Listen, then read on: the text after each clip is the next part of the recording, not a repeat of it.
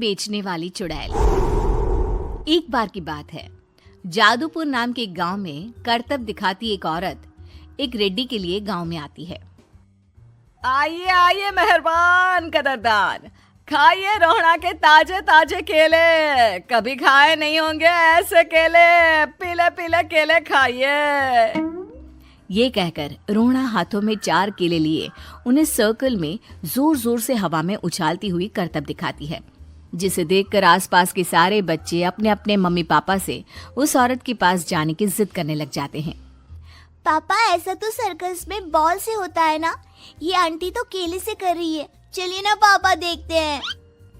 रोहड़ा एक पतली सी तार पर चलती हुई केलों से करतब दिखाती है।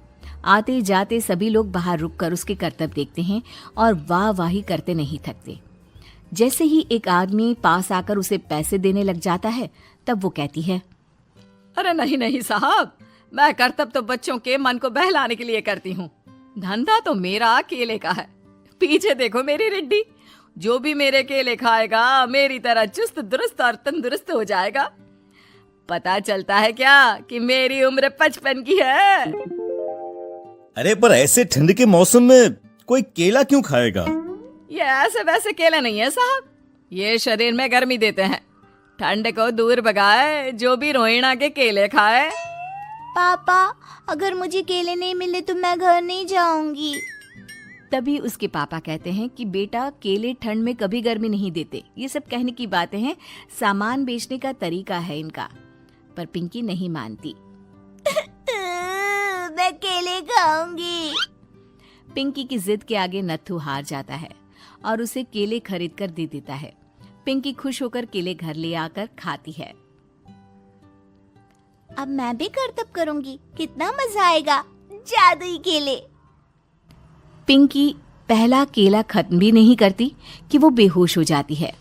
दूसरे केले से एक काला धुआं आता है और रोहड़ा चुड़ैल बनकर बाहर निकल आती है। मेरे भूतिया केले बच्चे न खाए, ऐसा हो ही नहीं सकता। जादूपुर वालों, कब तक बचोगे? आ गई हूं मैं रोहड़ा, जिसका कोई नहीं कर सकता सामना।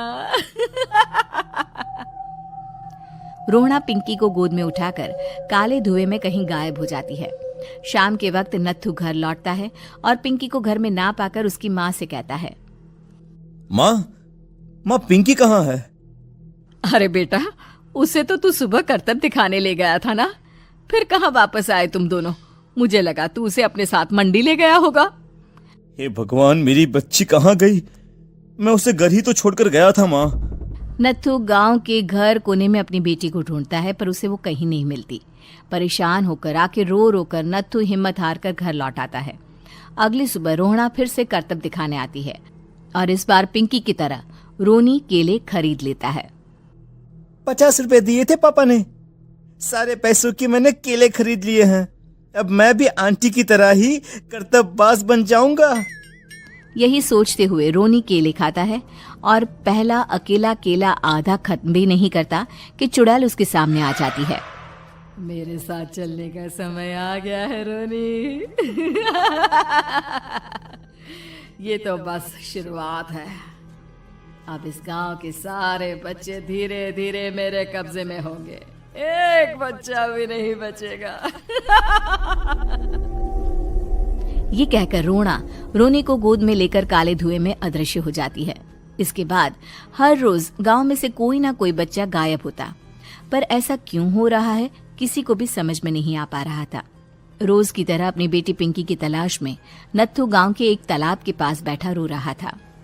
कहाँ गई मेरी पिंकी? शकुंतला के जाने के बाद एक वही तो मेरा सहारा थी। अरे उसकी आत्मा कोस रही होगी मुझे कि मैं अपनी बच्ची को संभाल भी नहीं पाया। नत्थू ये कहता हुआ रो ही रहा था कि तभी तालाब में से उसे शकुंतला की आवाज सुनाई देती है। कहाँ थी तुम शकुंतला? हमारी बच्ची और सारे गायब हुए बच्चे रोहड़ा के कब्जे में हैं। वो बच्चों को जो केले देती है उससे बच्चे बेहोश हो जाते हैं और उसके कब्जे में आ जाते हैं और वो उन्हें ले जाकर काली दुनिया में ले जाती है। पर वो ऐसा क्यों कर रही है? ये मैं नहीं जानती, पर उस दुनिया का रास्ता मैं आपको बता सकती हूँ। जहां ये नदी खत्म होती है वहां एक केले का पेड़ है, उसके नीचे एक दरवाजा है, वहीं से रास्ता जाता है उस दुनिया का। ये कहकर शकुंतला की आत्मा गायब हो जाती है। गांव के सभी लोग झुंड बनाकर उसी रास्ते से काली दुनिया में चले जाते हैं और वहां देखते हैं कि सारे बच्चे वहां काम कर रहे थे। पापा मुझे ले चलो यहाँ से। पापा पापा। सभी बच्चे अपने मम्मी पापा से लिपट जाते हैं। तो तुम लोग यहां तक आ गए? क्यों हमारे बच्चों को पकड़ लिया तूने? तुझे शिकार ही बनाना है तो ले, हम सब आ गए हैं, हमें खा ले।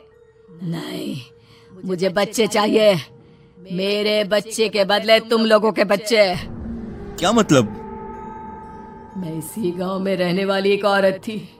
केले की चोरी के इल्जाम में मेरे बेटे को गांव वालों ने इतना मारा कि वो मर गया। उसी दिन मैंने ठान लिया कि गांव वालों का भी वही हाल करूंगी। कुछ दिन बाद बेटे के चले जाने के दुख में मैं भी मर गई और मेरी भटकती आत्मा एक चुड़ैल बन गई। और फिर मैंने बदला लिया तुम सबके बच्चे छीनकर। बर्दाश्त नहीं कर पाए ना? सोचो मुझ पर क्या बीती होगी। हमें माफ कर दो रोना। पता नहीं ये किसकी गलती थी, पर हम सभी माफी मांगते हैं। हमारी खुशियां लौटा दो, तुम भी तो एक माँ हो। गांव वालों की बात सुनकर रोना का मन पिघल जाता है और वो बच्चों को छोड़ देती है। उसके बाद काली दुनिया बच्चों के लिए जादुई दुनिया बन जाती है। अब कोई भी कभी भी वहां आ जा सकता था। दोस्तों पेज को भी प्लीज़ फॉलो करो। वीडियो देखने के लिए धन्यवाद। और हर संडे हमने नई स्कीम निकाली है 500 का गूगल पे, एक क्वेश्चन का आंसर देना बस।